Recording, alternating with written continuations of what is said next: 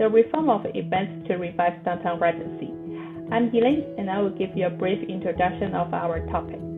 My groupmate Feiyan will talk about primary goals and timeline. My goals will introduce areas of focus and how we get there. Derek will share the idea by the 2022 Return of Office Surveys, and Calvin will conclude our presentation. Let's see two pictures of the change in downtown before and after the COVID. The last one is from the K-Day parade in downtown Edmonton in 2016. Cloudy, right? But the right one is during the COVID. Everything was shut down. It's all apparently different. Until today, downtown still cannot go back to before the COVID. Our group see why downtown isn't as successful as it can be, because of the lack of events. Our solution to this problem is to reintroduce older events while also creating new ones. Our hope is that with these new events, we can start to foster more of a community with all Edmontonians and recognize our differences and celebrate them. Next, about our primary goals. The first is to reintroduce some popular and new events that give people a reason to explore downtown and also allow some marginalized groups and individuals to consistently communicate together. The second one is to provide knowledge to public with this amount of events. And the last one is to promote events with social media. This is a reference timeline of some events that we can hold. For example, in September 2023, we can promote the International Film Festival, which sounds like belonging for all people. And at the end of November, we can start celebrating Christmas by a Christmas carol. In 2024, at the end of January, we can have some events belong to Chinese New Year, which can also promote culture. During March, Edmonton Craft Beer Festival will allow adults to have some time to relax, so it will be very popular. In May, a musical called Rock of Ages can show off some of the music and also showing a story. But with these events, we will make sure the downtown area is always feeling new and refreshed. Promoting with social media would push these events further. Okay, let's look at the first chart. From the 2022 Return to Office survey, there are 60% of employees looking forward to seeing and socializing with coworkers. But because downtown doesn't have a lot of events, people always go home or hang out at other places like White Avenue.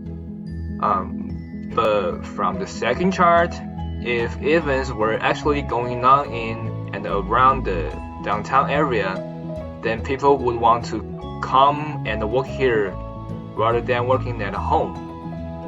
So additionally, these events, especially mini pop-up festivals, would overall give more back to the business downtown and to the people attending them. It would by taking some money to set these events up. Some areas of focus for our group are diversity in Edmonton and some difference of events. In diversity in Edmonton, we know that Edmonton has a variety of diverse and rich cultures within its city.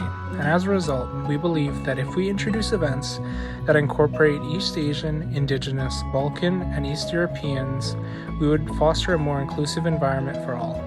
With many individuals in Edmonton belonging to these demographics, they tend to suffer from being marginalized easily, and these events would limit this from happening.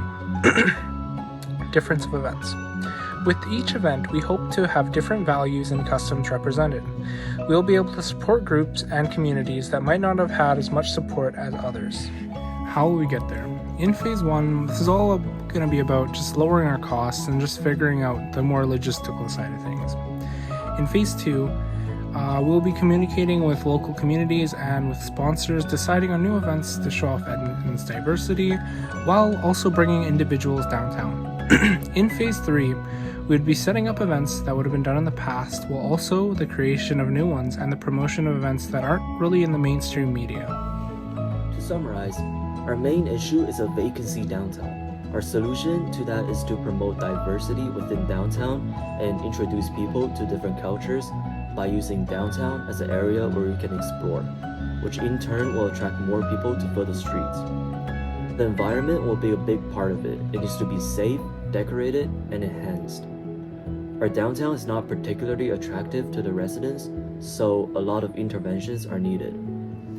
As we mentioned before, hosting events will be a big part of our solution, which means certain areas of downtown will be decorated with a certain theme. We're looking to support the local communities, associations by letting them decide what events to be hosted.